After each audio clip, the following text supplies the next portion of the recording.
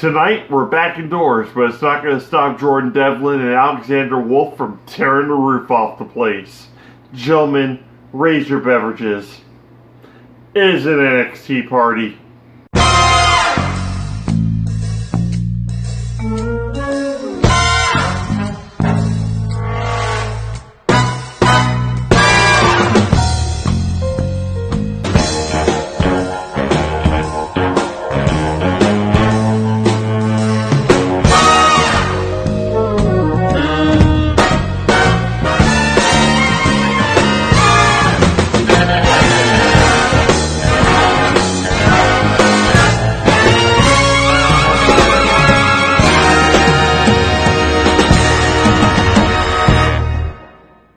Support, no DQ. Welcome everybody to the NXT party for episode number 54 of NXT UK. I'm your host, the Rated R reviewer, Stephen Osborne, joined as always by the General Jerry Slaughter. Good morning, wrestling fans. And today we have two special guests. Dose. We've got the holiday Chris Mace. How you doing, Chris? Doing good. And we have the good brother, Chris Willis. What it is, Chris? What it do, Jerry? How you doing? Well, I'm doing fine and or dandy. Fine and or dandy. Little George Carlin in there. You know I appreciate some George Carlin. Oh, yes, I do. I have a George Carlin action figure. No shit. It is not George Carlin. It is actually for the Bill and Ted movie. So it's Rufus. Yeah, so I've got a Rufus action figure. It was the only way I could get a George Carlin action figure still in the box. But I've got a Bernie Sanders action figure, that is actually a Bernie bit. So I'm weird. As we alluded to, we are back indoors this week. And we're in Plymouth, England, instead of out at that Download Festival. It seemed like it took forever. Thank God. I was so tired of the Download Festival. Because you don't normally see these shows outside. No. So for 6 weeks straight, you're reminded that this event, all of these shows, the thing that you've been watching for the last month and a half, all happened all at the same time. The initial episode was great. We're like, wow, such a novel idea. Like, the acoustics are great. The camera work's awesome. But then after about the third or fourth episode, we're like, please stop. And not only did all of this happen all at once, but it happened forever ago. Yeah. It's like when you held out for 2 months plus on telling me about Alexander Wolf coming to NXT UK. Oh, that was rough. By the end of that, I was like, wow, this show was recorded a long time ago. Yep. Whereas, main product kind of stuff is recorded weekly or shown live weekly. And I'm sure NXT is probably maybe month by month. Yeah. But for it to be 6 weeks, wow. It's crazy. That was a long, long time. A long time to go without a few people. We didn't have Rhea Ripley there, did we? Yeah, we did. Oh, we did. We had her versus Piper Niven.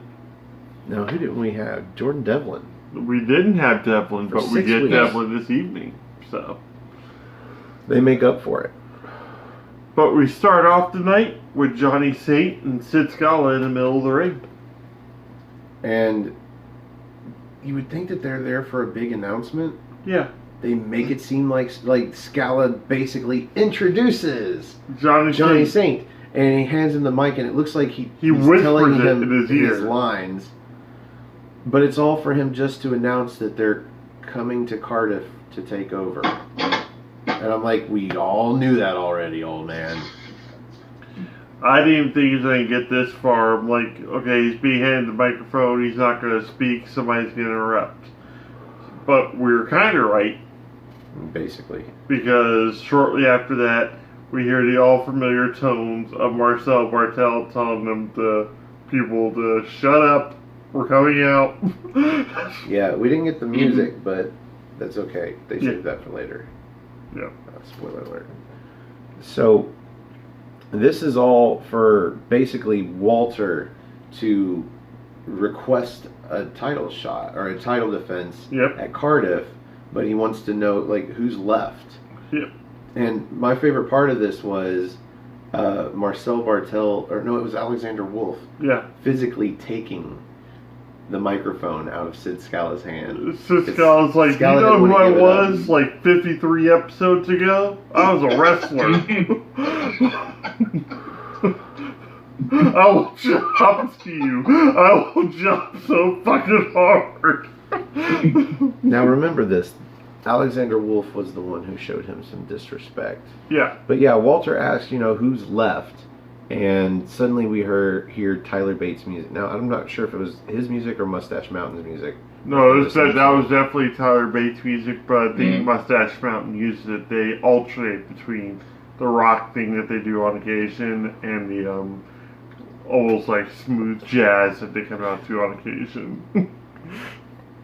And Imperium flee the ring other than Walter, and they go up the ramp basically waiting on Tyler Bate to come down. And as I saw coming, I mean, yeah. it was predictable, I guess. Tyler Bate, I guess, came through the crowd and got Walter from behind, and then ended up taking out all of Imperium as they're trying to get into the ring.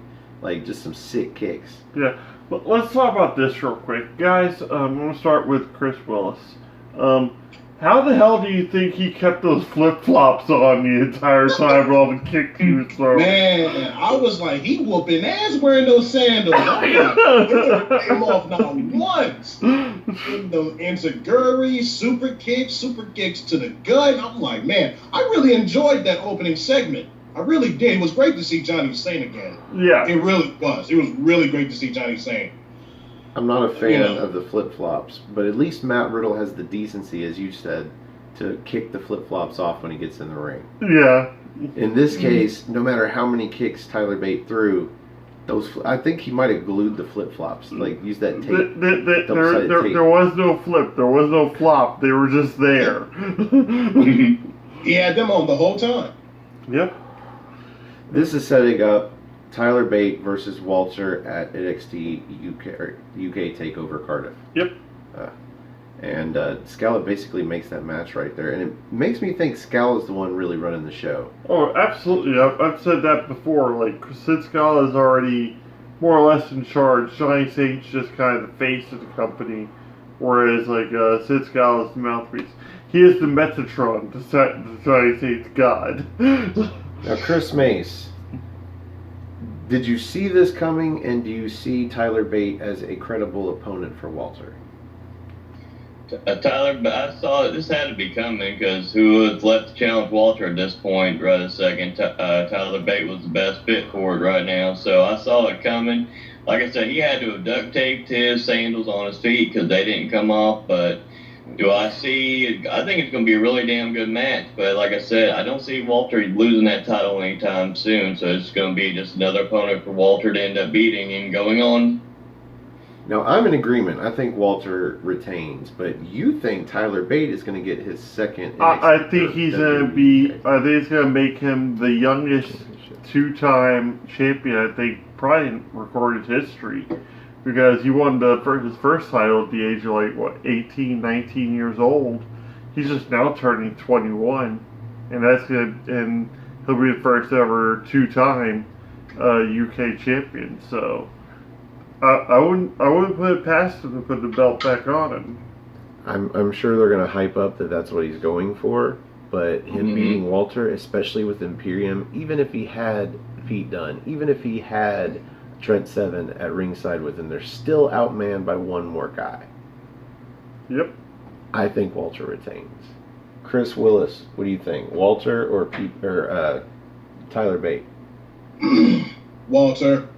Walter's going to retain the championship at NXT TakeOver Cardiff. Now, these are early predictions. We still have like a month to go. Yep. So we'll see if that changes by the time we have to do a prediction. For all we know, Tyler Bate can get injured and replaced by, I don't know, Travis Banks or some shit. No, I don't know. Now, our first match of the night is a tag team affair. We've got Mark Coffey and Wolfgang. They come out with Joe Coffey to Gallus's awesome music. Oh, yeah. Hey, yeah. Yeah. Yeah, man. It's groovy. Like the original NWO music, man. It's just groovy. And they are facing, and I was trying to guess who they're facing, because Mastiff gets in the ring, and he's like being held back by Mark Coffey. You mean Wolfgang? Or yeah, sorry, Wolfgang gets in the ring, and he looks like he's angry at whoever's about to come out, and I'm like, oh, he's did we just miss something? Wolfgang's just ready to fight. Like, I feel like if it was going to be the Hunt, that would make sense. Yeah. They want a little more of the Hunt. Yeah, they're why is he so angry? And it ends up being, we've seen these guys before. Let me get their names right. Sam Stoker and Lewis Howley. Yeah. The Pretty Deadlies. Yeah. Pretty Deadly. And but before they even came out, though, he almost has a meltdown. Because last week we were talking about how respectful like Gallus is towards the opposition and whatnot, and that they never stick around ringside. If one of them has a match or if it's a tag match, the other ones always go back. And the announcer said, like, accompanied by Joe Coffey, he's like, wait a second, he's not going down to the ring with them, is he? Mm-hmm. And for a second, sure enough, like he's gonna. They shake their hand. He shakes their hands, wishes them well, so they're about to the ring, heads to the back. Yeah, I don't think the announcer knew what the fuck he was talking about. Joe Coffey would not. They don't do that, and I think you made a good point earlier to me that this is the way that you turn them babyface if you need to, is because they don't have to change it all. Wrong. The only thing that changes is their promos. Yeah. And I'm sure they can deliver a fine babyface promo, but nothing changes. Like, they are so respectable as a heel tag team, or a heel team, heel faction. Yeah.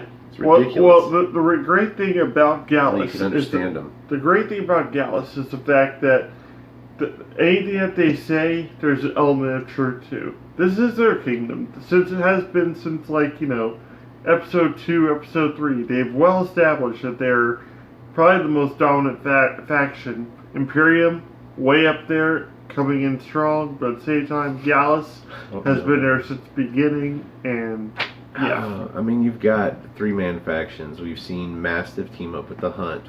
We've got British Strong Style. Yeah.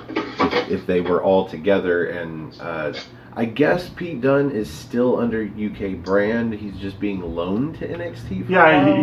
That's what William Regal had said, that he's there for a short time. So we've seen 3-man groups, but Imperium is a 4-man group. They've always got you beat with the numbers. Yep. So I got to give it to Imperium. Chris Mace, quick question here. Did you see the Pretty Deadly even standing a slightest chance in this match? Hell no. I agree. I thought, the way Wolfgang was acting, they were going to fight somebody like the Hunt or somebody of relevance, and I saw, who? Pretty Deadly? What the hell? Deadly. That wasn't nothing of a match. I was more happy with what happened after the match than I was during the match. So. Well, Eichner and Bartel had already taken those two out before, and I think the Hunt did as well. So they've lost. They're on quite the losing streak for being Pretty Deadly. Yep. That's why they're not all the way deadly. Chris Willis, what do you think about this match? I was just like, can you hurry it up already, Gallus? Like, just end this like 1 or 2 minutes or something. It was like 3-4 minutes of a match.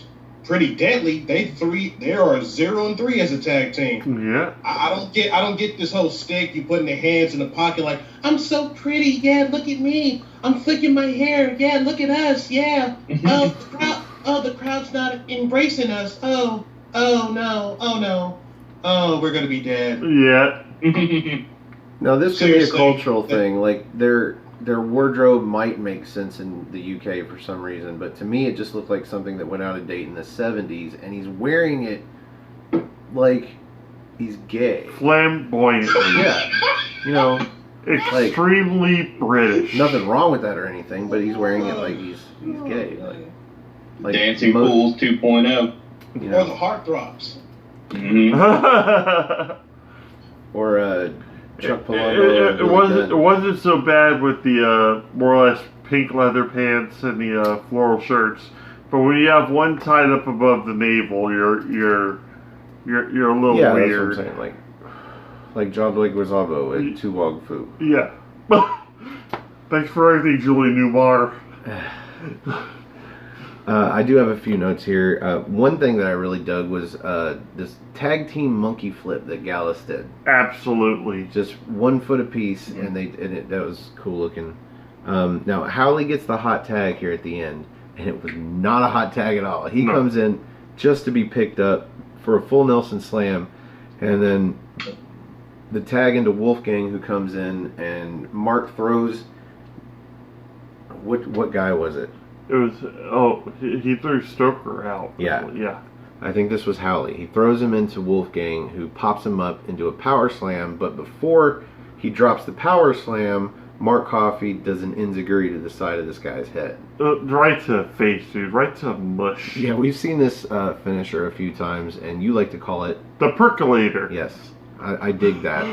Sure, why not? Wake up and smell the coffee. Easily a squash match. Easily a squash match, and sure, why not? Because occasionally, it's a good idea. For anybody, even whether you're new or not. These guys have been around since day one. Yep. But they're not above a squash match. Nobody is. What I really liked was that after they showed the instant replay and whatnot, Wolfgang was kicking one of them out of the ring, and Mark Coffey kind of stopped him and was like, "We don't do that, man. We have other business to attend to. Come over here. We're gonna talk for a minute." Yeah, they grab a mic, and this match was to make them look good and set them up as the next #1 contenders for the NXT UK Tag Team Championships. And Mark shows some personality, which is good.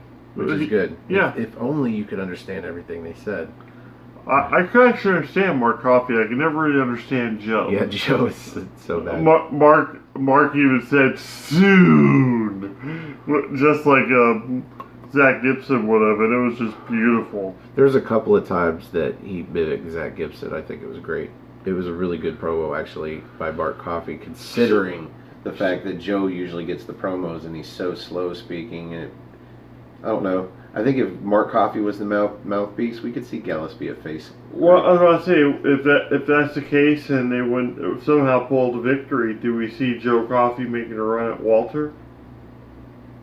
Joe, maybe Mark. Well, I'm thinking... Maybe do Mark this time. I see Joe making a run at Walter, because he still hasn't gotten a shot at Walter. Do you see Joe and Wolfgang, or Mark and Wolfgang taking the titles off of the Grizzled Young Veterans? If anybody's going to come remotely close at this point, it'll be them. Eichner and Bartel, they're kind of busy doing their Imperium Stooge shit right now. So maybe Gallus turns face, they take the titles, and then they're just transitional champions for Imperium to take it off of the newly babyface group. Yep. Now they need a 4th member. Yeah. Yep. Sounds good to me. That works. So up next, we get Jordan Devlin backstage, and he's confronting Sid Scala. Welcome back, Devlin. He wants a match with Walter. He's like, what's a guy got to do to get a rematch? And he doesn't get a match with Walter, but as I said before, remember who was the one who got physical with Sid Scala and took the microphone out of his hand. He makes a match with Jordan Devlin, who apparently is on fire right now, and Alexander Wolf for the main event. Well, Sid Scala recognizes talent, is what he does. And he realizes that if anybody's going to be able to take out Alexander Wolf or even start making dents in Imperium, it's the man that doesn't have a belt that very well should. This seems like an episode where we're starting to see babyface turns. Mm-hmm. And seriously, not to give anything away, but in the main event here, Jordan Devlin gets the babyface chants from the crowd because they hate Imperium and thus they hate Alexander Wolf that much. Yeah. So I can see Jordan Devlin as a babyface, at least briefly, and then, you know, makes a dastardly turn against somebody that he befriends, or that befriends him. I wouldn't mind seeing Devlin and Bate versus Eichner and Bartel before Cardiff. So after this, we get an interview with Dave Mastiff, who I accidentally mentioned earlier. Yep. And he's talking about Joe Coffey, because the interviewer's asking him, you know, like, obviously he's like interested in you. He says something like that, like he's shown some interest in. And Mastiff is just, yeah, sure. I work here, man. Let's have a match. Mm-hmm. Basically, it was kind of bland. Like Well, I'm glad the guy got rid of all the daddy issues that they were talking about when he was first coming back. They just completely abandoned that. Yeah, that was good. Yeah. So next week we are going to get Mastiff versus Joe Coffey in the main event. Should be a good match. It's going to be a heavy hitting one. Let's see. Let's go with Chris Mace. Who you got? Mastiff or Joe Coffey? Coffee. Is that because of Gallus or just because, Mastiff to lose, really? Yeah, I think it's, like I said, Mastiff's been doing good, but I can see Coffee pulling up an upset. If you're going to build up the storyline maybe down the road for Coffee to get a shot at Walter, you got to have a big win. What bigger win can you get against Mastiff right now? You just got to remember that Mastiff is undefeated in singles. I was about to say, you just used the word upset, and I don't think Joe Coffey beating Mastiff would really be considered an upset. I certainly do, because... Again, Mastiff is undefeated in singles wrestling. But yeah, look at Mastiff's opposition. They're usually about, half of Joe Coffey's size. Unless it's Eddie Dennis, who... He beat twice. Yeah, and he's super tall, but really got no weight to him whatsoever.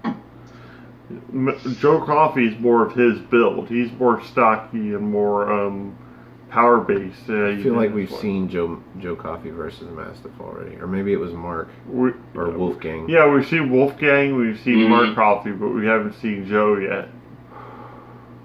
You sure they didn't have a feud already? Anyway. They've been feuding for forever. The second meeting, they wrestled each other during that tournament last year. Okay. Coffey versus Mastiff. Okay, thank you. Well, I was about to say it's during the tourney, but nothing on it. Or actually, yeah, it was a tournament, so yeah. Yeah. Well, that was that fatal four-way. So this is their first time actually in singles competition against each other. Yes, this will be their second. They had it in the tournament last year, 1-on-1 during the second round. Okay. It was the final 8. So yeah, during the. So technically, I didn't see that match. Yeah. So to me, it doesn't count. But yeah, they did face each other in the fatal four-way. Yes. So correct and correct. So after this, we get our second match of the night. We've got Dani Luna, who I don't believe we've seen yet. She comes out, obviously, as a jobber. Yeah. And I'm like, who is she going to lose to tonight? And, oh, blessed be us. Yes. Yeah. Rhea Ripley. And I had to watch her entrance twice. Because it gave me goosebumps the first time. When Every she comes time. out and does that pose that ends with the stomp that goes into the music hit. And... the second time I backed it up, I turned the lights out. I was like, yeah, let's enjoy this. I'm glad you just turned out the lights just to enjoy it. I did the same thing with Io Shirai's new entrance. Yeah, but that's also for a fact you thought you were going to be having some sort of epileptic seizure. Yeah, with all the strobes. I think it would have been better to have the lights on for that. Yeah. In this case, it was definitely a squash match. I think Dani Luna got a little bit of offense, but nothing that ever really panned out. Just pretty much a couple Nat-type punches just to piss Rhea Ripley off. Rhea starts the match with just this big boot out of the gate. And pretty much dominates for the whole match. Basically toying with Dani Luna for a few minutes. And then Riptide for the pinfall. Boom. So... Chris Willis, they kept on alluding to the fact that Rhea Ripley still has Piper Niven on the brain at this point. Do you really see that feud going anywhere, or do you think she needs to find new territory, maybe some or put her focus back on the NXT UK Women's Champion? Rhea Ripley really needs to focus back on the Women's Championship. She doesn't really need to feud with Piper Niven anymore because that feud was really a cold and warm feud. Yeah. So it's pretty pointless. I wish the match ended in 30 seconds with that ham and egger. Yeah. The big boot hit the finisher. 1, 2, 3. I don't want to just see any more. I'm like, okay, get to the point, girl. Get to the point, girl. Get to the point. So Rhea Ripley got the win, and that's it. That's all I got to say. Can we start calling them bangers and mash? Since we're NXT UK instead of ham and eggers, we'll just start calling it bangers, beans, and mash. Whatever you want, man. All right. It's your show too. Sweet. Okay. Holiday. It's weird to say. Holiday. What did you think about this match here? Well, I love Rhea Ripley, so like I said, it was an easy squash match, easy victory. Now I'm curious to see what they're going to do with her next because she's not in the title picture right now, so we don't want to go back to Nevin. That feud was horrible. Nevin never impressed me at all so far, so I don't know what they're going to do with Ripley at this point, right at this moment. This guy over here doesn't even want her in NXT, like in America. He says if she's going to get called over here, she's be put on the main roster. Yep. Raw or SmackDown. Which, you know, like, that's cool with me too, but if we get a chance of seeing her versus Shayna Baszler at some point, I'll be a happy camper. I'd rather see it on Raw or on a pay-per-view. Yeah. Now, I guess the benefits if she went to NXT, like, we'd know where to find her, but we wouldn't be able to get tickets to the show because you know somebody that lives down there, and those shows are booked solid for the next years. Like, it's ridiculous. You'd have to find somebody that had full tickets. sales forever booked up. So, I don't know about that, but if they came to Louisville with Raw, I'd be able to go see her. Yep, and propose. Yeah, just right there. I'd bring the ring, sure. Run into her out in the, like, waiting in line for a bathroom or a beer or something. And, it's like I know you're waiting by the nacho cart. Hey, 205 guys. Hey. That's the thing about an NXT takeover, though, like, or a NXT show. Like, you don't go take a bathroom break. Like, you pee before the show and you hold it. Because you don't want to leave, because every match is worth seeing. Yeah. Like, at Money in the Bank last year, I went and had a cigarette during Roman Reigns versus Jinder Mahal. Easy match Good for decision. me to miss. Easy match for me to miss. Yep. And it required the whole match. Came back, sat down, watched the rest of the show. Okay, we've got a minute here, so I want to discuss this a little bit. We have, like, after this takeover and after Cardiff, I believe the next NXT is War Games. Would it be too far-fetched to believe at this point, especially if, like, you know, Undisputed Era are still together and Imperium are still functioning, that we get those two teams in the War Games match? We have NXT versus NXT UK. Dude, I called that 2 months ago. Like, I know, but I'm saying, like, you know how I feel about it. But like, it's becoming more and more of a reality at this point. Nerdgasm! The good brother has a nerdgasm. Chris Mace, how do you feel about that? I fucking want to see it. I mean, seriously. Like, it's hard to argue against Imperium in that situation just because of the size alone. Yeah. But as far as experience goes, Undisputed Era has been in all three, well, at that point would be all three War Games. Yeah. Oh man, that would be awesome. That'd be a Fucking phenomenal main event. It'd be ridiculous. Anyway, yeah, merge fucking NXT and NXT Cardiff, or NXT UK just for one night. Yep. For NXT War Games. For War Games, and then War Games would make sense as a pay-per-view name as well, because all the rest of the matches could be like, you could finally have the fucking European Championship, and you could have that guy versus the North American Champion. Yep. Just so much you could do. Yep. But there's not a lot of time between now and then. That would be awesome. November. Speaking of time, let's move on. Up next, we get a video package, and this is about Toni Storm and Kaylee Ray, and this is building up their history. Toni Storm coming into the business, and she had no friends, and Kaylee Ray took her under her wing. Under the wing. Which would be so much better in a promo if we didn't just see Noam Dar use this with Kenny Williams. Yeah. So, and they talked about it twice, so it's not like it was a one and done mention. And this the second time that Toni Storm has mentioned that Kaylee Ray took her under her wing. Yeah. I'm like, what is it with those writers back there? Don't they know any other metaphors? Oh, similes. That's actually a simile, not a metaphor. Anyway, so Chris Willis, what did you think about this? And does their history together put you in any better mood to see the match? Yes, I really want to see this match at TakeOver Cardiff. I really enjoyed the video package between Toni Storm, shiny, motherfucker, shiny, versus Kaylee Ray. I really enjoyed the video package between those two. They have a great history, you know. They toured together in Europe, Japan, and I just can't wait for Kaylee Ray to take the championship away from Toni Storm. Mesa, any thoughts on your favorite female wrestler of all time? Trish Stratus. No, it's Chris Mace's favorite wrestler is Toni Storm. He's established it over the past couple weeks. Yeah, she can take that shiny and shove it up her ass. So I'm tired of hearing that shit. No, but like I said, the promo was it was interesting. It was a different kind of feel to it. So that's probably one of her better promos. Thank God she didn't say her damn shiny phrase. I was so happy. That gets a point just for that. Just that alone. I'm like, thank God you didn't say that stupid ass phrase. Steph and I were talking about this, and it's like when she came over here to NXT UK, I thought, hey, my friend's here, and now she's changed. I'm like, yeah, she's going after her belt. She wants to be the top woman in the company. It's like, did you not see this coming in any way, shape, or form? You think we were just gonna show up, be buddy with you, and not try to take the championship gold off your waist? You're so fucking blonde. This is formulaic for a pair of, let's say, actors.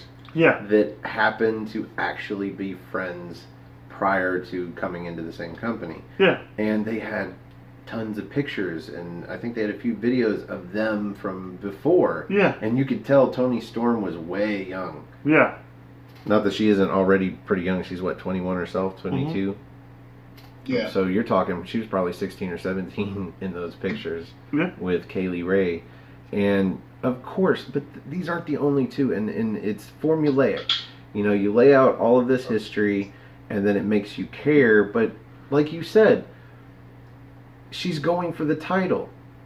Friendships don't matter, even if she was a babyface, even if she wasn't a heel, obviously, and coming out and sneak attack and whoever it was that Toni Storm beat. And you notice that Kaylee Ray hasn't snuck attacked or anything like that. Even then, she could have she's had many opportunities to do so. It was Candy Floss, wasn't it? Yeah. She attacked her on the stage. Mm-hmm. Mm-hmm.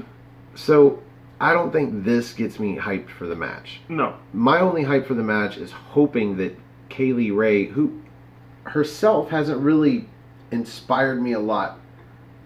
Like, she's okay in the ring, but she hasn't shown me anything that's like... She's more attitude cool. and more just cool to her than... No, I don't think she's cool at all. Rhea Ripley is cool. Rhea Ripley's super awesome. So far, what I've seen of Kaylee Ray in the ring is just average to me. So she really needs to change her theme song, because I'm not feeling it too much for Kaylee Ray. No. I think sometimes it depends on your opponent.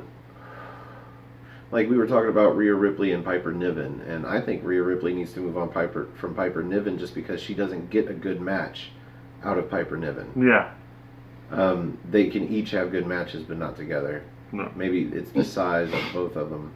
But in this case, I think that Toni Storm can drop the title to Kaylee Ray, and Kaylee Ray can move on. And now we have a heel champion that feuds with baby faces. Yeah. That's the only thing that I'm hyped about this match for, is the possibility that Toni Storm loses the title and we can no longer refer to it as shiny. Yes. Please. No more shiny, motherfuckers. Nope. So up next we've got an Eddie Dennis in-hospital video promo. I really enjoyed this because I actually missed Eddie Dennis from television. Did you know? Granted, I lost all faith in him as a wrestler, and the whole push at the game at the initial start and everything just kind of got pushed to the wayside for his feud with Mastiff. Like, you thought he would have started feuding with the people he mentioned in his video, but that never came to fruition. So everybody stopped caring, and then all of a sudden he's out, and now he's getting surgery on his pectoral muscle. Yeah, so they show him going to the hospital, signing his signature for the surgery. Like, all of the pre-surgery and then him getting ready for surgery, and then they show him after the surgery when he seems obviously drugged up. Yeah. He's pretty high, and he I guess he probably wasn't, but this was meant to seem like he was. No. What happened? What happened was he initially was saying he was like when he was going into the hospital and everything, he was talking about like how he was to blame and performers were to blame and whatnot for what had happened to him. But then, like, he's got on the morphine drip, and the truth starts coming out of him what he really thinks. So it's like, you know what? It's not our fault. It's the wrestling fans. They expect too much. They boo you when you didn't do anything wrong. They boo you when you didn't do anything wrong. They think they know everything. They think we know what we go through here. No, they don't. And like you hear the music actually change from that hopeful music to almost like just like very monotone, like dun dun, because he's just slipping out of it. It was nuts. What I liked about this was they took one of those things that would normally end up as a real life video package, like when Ciampa got injured and went to the hospital. Yeah, like they showed bits and pieces of his visit and the surgery. And it was realistic, and it was fine for what it is. This took that and turned it into a promo. Yes, seamlessly. What I like about it is obviously he is recovering or recovered, and he's on his way back. Mm-hmm. That's why they're playing this, is because now they're going to get him some momentum coming back, and some heat with the fans, obviously. Chris Willis, if he does come back, who would you like to see him like target first before anything else? I think he should target Mark Andrews. Somebody plays the fan like constantly. Plus, it's one of the guys he was supposed to be going after initially. Yeah, that would be beautiful. Who's next, Chris Mace? After Mark Andrews, I like to see him go after Ligero. Who I like to see him go up against. That'd be neat. That was his last match before he got hurt. Mm-hmm. Oh, that's very true. So he'll probably blame him for it too. And I know you're going to want to see him go for Pete Dunne to close out his original packages coming in. Yeah, but like Chris Willis said, you start not really at the bottom, but considering you have Pete Dunne and you got Mark Andrew, who do you go after first? Especially since Pete's stateside right now. So you go after Mark Andrews sometime between now and War Games, and at War Games he goes after Pete Dunne, who happens to be with NXT at that point. Mm-hmm. Brilliant. Yes. So up next is a announcement for a tag team match next week. We've got Piper Niven and Zaya Brookside versus Jenny and Jazzy Gabbard. Gabbard. Yeah. Gabby. Yeah. Jazzy Gabby. Jazzy Gabby. So, Chris Mace, who you got? You got the face tag team or the heels? Jenny and Jazzy win. That's an easy pick. I gotta agree. What about you, Chris Willis? Jenny and Gabby. I want to actually give the advantage this time to Niven and Brookside. You're going to give the advantage, or you're going to predict they win? I'm going to predict they win. Okay. I think, just to clarify. I think Niven will somehow get Jenny cornered, and then Brookside will somehow pull off some sort of like quick roll up or something, surprise the hell out of them. You could be right. But they need that feel good moment for Brookside, because at this point all she's doing is sinking. Yeah, but this won't be the main event. No, because we have Joe Coffey versus Mastiff. However, the main event of this show is next. Mm-hmm. We've got Jordan Devlin versus Alexander Wolf, and this was a hell of a match. There's really no avoiding it. The match is going to be awesome from the get-go. Like, Alexander Wolf has this new established, just badassery to him. Since he came over, got completely repackaged. And Jordan Devlin hasn't gotten to wrestle in a month and a half. Yeah. Mm. So, who goes first for the main event? Let's go with Willis. Chris Willis, what did you think about the main event match?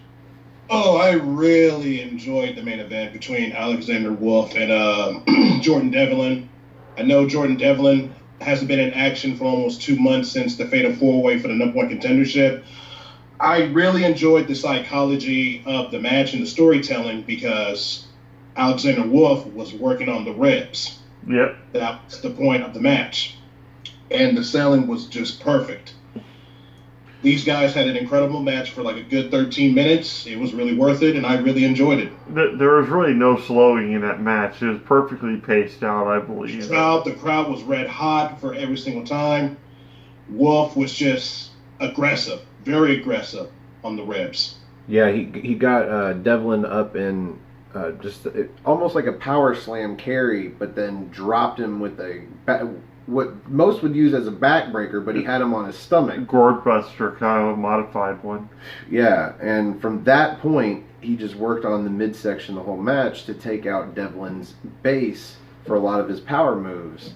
He struggled with that, what we call his greatest hits #1, the first time. He did end up nailing it, and I thought there was no way he was going to hit that standing moonsault, but he nailed it. Mm-hmm. But for most of the match, yeah, Alexander was focusing on the midsection and ended up paying off. Yep. And Devlin sold it like crazy for the whole fucking match. There was his ribs. There was one really, really scary bump though that they showed like 1 or 2 times. And there was a weird bump before it. Like Alexander Wolf kind of dodges him up over the ropes in the corner where he lands on the apron. Well, going to land on the apron, Devlin knocks his head into the bolt that holds the turnbuckle. Yeah. That was scary enough, but he kind of just waves it off. Yeah, he's like that bolt, whatever. And he jumps in the ring for that slingshot cutter that Wolf grabs and holds on while he's still draped on the ropes, turns it over into a vertical suplex, and then drops him ab first over the top rope. Go ahead. But after that, he bounces off the ropes, like goes about 3 or 4 feet up in the air, comes down forward and rolls and lands on the back of his neck. And they showed the replay of it. It looks so gnarly. See the replay of that. Oh, that would kill me if that happened. If I did that. Holy crap! I don't know how strong his neck is, but Jesus. That's the kind of shit that killed Cousin Walter.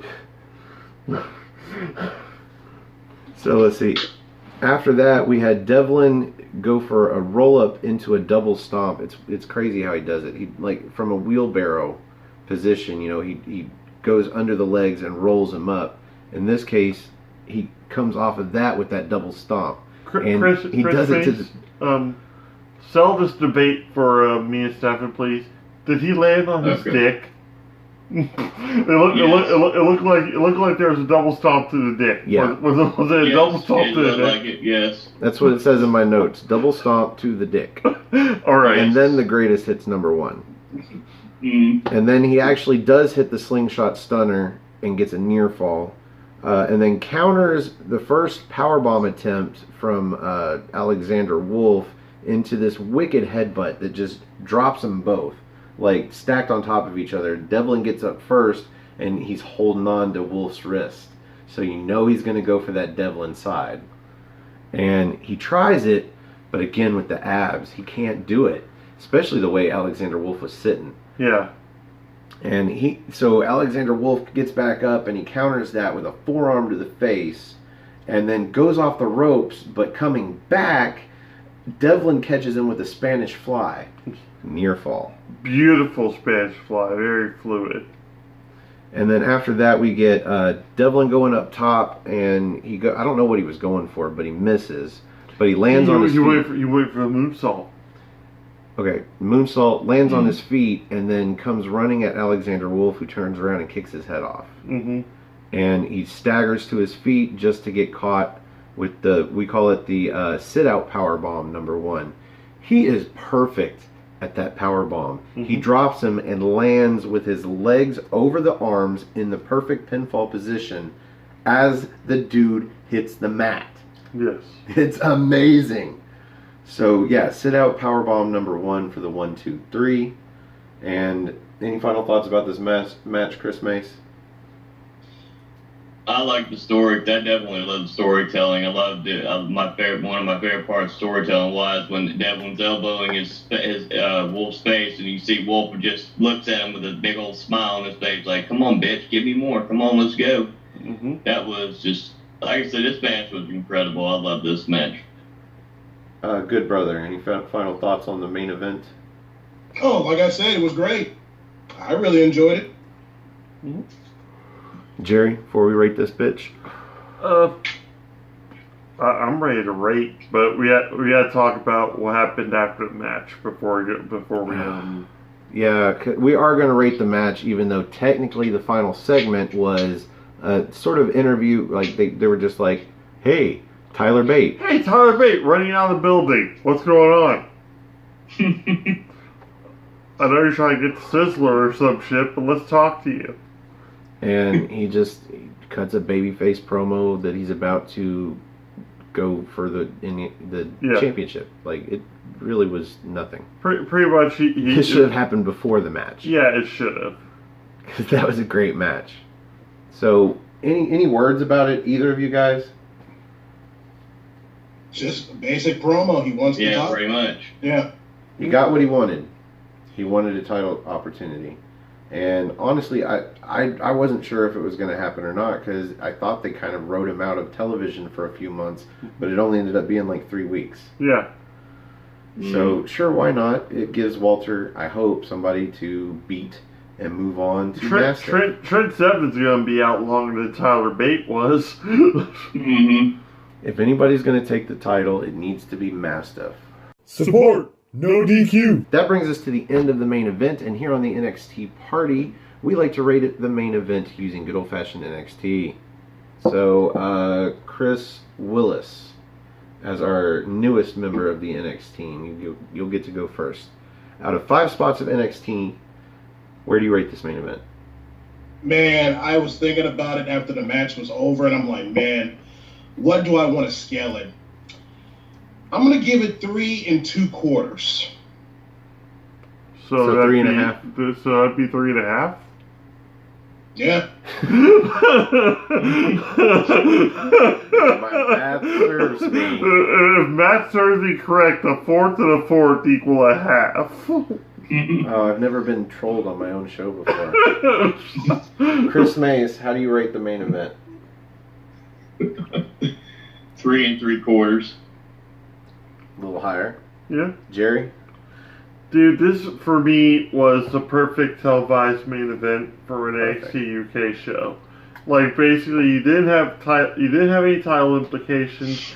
You even had a sub-revenge plot to it, because Sid Scala was so pissed off at the disrespect of Alexander Wolf that he sent the Irish Ace after him, which is pretty great. And what you could have gotten out of that was either Jordan Devlin possibly getting another title shot, or you just had like Alexander Wolf coming off looking even more powerful and not even like a weak link for Imperium at this point.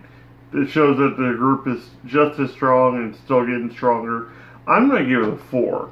I'm going to give it a 4 because that's as high as I can go without making it almost like takeover worthy. This was a great main event.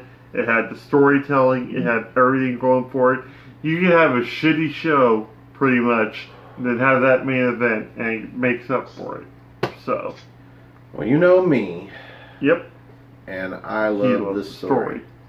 And they had a couple of stories going in, and you mentioned them both. You had the abs being worked on in the ring, so you had a story going throughout the match, but you also had leading into it, Sid Scala getting his revenge on Alexander Wolf by sicking Jordan Devlin on him, who is pretty good against everybody but Walter. Mm-hmm. I mean, he's damn near undefeated against everybody but Walter. In this case, it was not his night, but told a great story and sold so well. Yeah.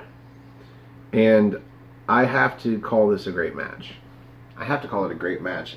But I'm with you. Like, anything above a 4 is delving into territory that's more like a takeover match. Because this wasn't that great, but at the very edge of greatness, I call it 4 spots of NXT. I was about to say, this was a great mid-card match if we're dealing with 2 nights at that place. I would totally go to 4 1/4 if it was coming off the back of a great show. Yeah. But other than getting to see we had squash Rhea matches. Ripley, other than getting to see Rhea Ripley, not even the match itself, because, I mean, you knew what was going to happen. Yeah. And I'm in agreement with Chris Willis. Like, it should have just been 30 seconds. It should have been the immediate big boot, and then she just picks her up and does the riptide. And then she gets on the mic, maybe, and fucking says some shit. But no. So, yeah, I don't give it an extra quarter or nothing. But, yeah, absolutely. 4 spots of NXT. So, that brings us to the end of this episode of the NXT Party. Thank you for joining us. I also want to thank our guests. Chris Mace, are we out of Facebook jail yet? I haven't tried yet, so I haven't had a chance to try it. I'll do it this weekend, so. Well, I want to take this opportunity to thank you, and you as well, Chris Willis. This would be a good time to announce it. Chris Willis and Cindy are going to be the ones that are going to replace us next week and do the NXT party. Yep. So I want to thank you guys for doing that. And Chris, of course, as we said yesterday, and Colin and Andrew are going to be doing What's NXT for us. And I want to thank you and you, both Chris's. Thank you very much, because we are while we live it up north. Well, it's not like, you know, if we could do it from the truck while I'm driving on the highway, you know, maybe we would try it. While he's in the restroom pissing, I'll be out in the truck editing the video. Yeah. That'd be a long leak. I don't know, sometimes I do pretty good. Mm-hmm. All depends. So, thank you both for, what do you call it, interim hosting for us next week. So, I hope you guys look forward to that. We're going to need you guys as solid... It's going to be an honor and a privilege, man. Thank you so much. We're going to need you guys as solid C+. That way people will miss us. You can't do better than us in any way, shape, or form. We need you at least average, maybe below. I don't know. I'm all for every member of the NXT team. Oh, so am I. They know I'm as kidding. As humanly possible. Absolutely. It's great to see when other people flourish. Mm-hmm. So, the newest member of the NXT team, Chris Willis. Where can we find you on social media? Follow me on Facebook, Christopher Willis. Follow me on Instagram, Chris J. Willis 86. Follow me on Twitter, GB Chris Willis 86. Follow my Facebook group, AEW Nation. We just hit 11,000 people. Wow. So, wow. Today, me and Sydney are going to an independent wrestling show at APW in Daly City. Me and Sydney we did our preview and predictions for the independent wrestling show. The winner of that bet at the independent wrestling show has the right to pick the stipulation for the punishment for NXT TakeOver Canada and WWE SummerSlam. Oh. That will be announced on Monday on Facebook Live or on Instagram Live. Nice. So, yes.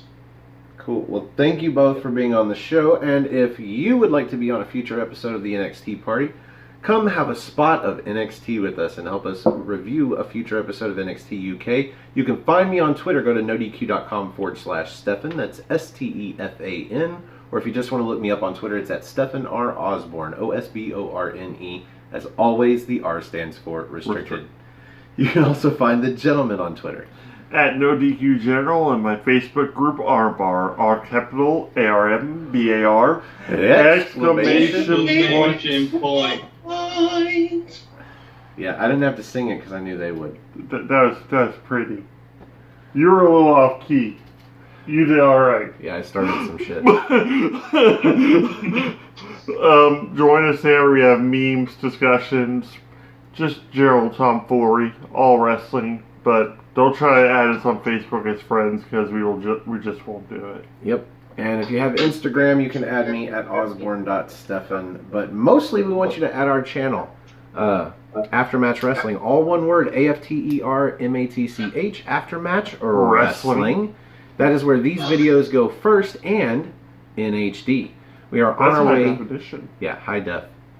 We are on our way to 100 subscribers. We are at 92, but we've been stuck there for like 2 weeks. Yeah. But at 100, we are going to start doing What's NXT. That's our NXT review show live on NoDQ.com's channel. And whenever we hit 1,000, ever, Yeah. we are going to start doing all of our shows live. Except maybe the Rapport. The report, Whatever. late. Nobody watches that anyway. No. Actually, we get pretty good views for the Rapport compared to some of the review videos we do. Yeah. Sometimes it depends on who's on it. So that's where you can find our channel. And if you like our video, click the like button. That's underneath me. If you like all of our videos, do yourself a favor. Click the subscribe button. That's over there under Jerry. If you're watching this on No DQ, click the bell icon. That'll let you know when we hit 100 subscribers and go live with What's NXT in the wee hours of a Thursday morning. So you can have breakfast and listen to us talk about NXT. Eggs over easy and NXT wrestling. If you have a few moments, you can ask us a question so that we can answer them at the end of the videos. Mhm. I think that's all the plugs. Is that all the plugs? I have one last plug. One last plug. Okay. Sometime later on today, me and Sydney are going to be doing the preview and predictions for NXT TakeOver in Toronto. Yeah. Awesome. And we're going to be up in Toronto if you want to come see us there. Yeah, go to nodq.com/Toronto, and that'll give you details about the meetup on the 11th. That's Sunday at 11 a.m.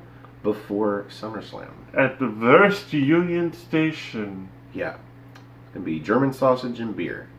Craft beer. For me, I'm just going to be there to meet members of the No DQ Galaxy. And Well, the NXT team, if any of you guys are out there too. We'll sign to random stuff if you don't know who we are. Really don't expect anybody to want my signature, but I will take selfies with you if that's what you want. Yeah. I don't know. Anyway, if you are watching this on Aftermatch Wrestling, do us a favor, click that share button and share us with your friends on Twitter and Facebook and Instagram and even on your YouTube channel.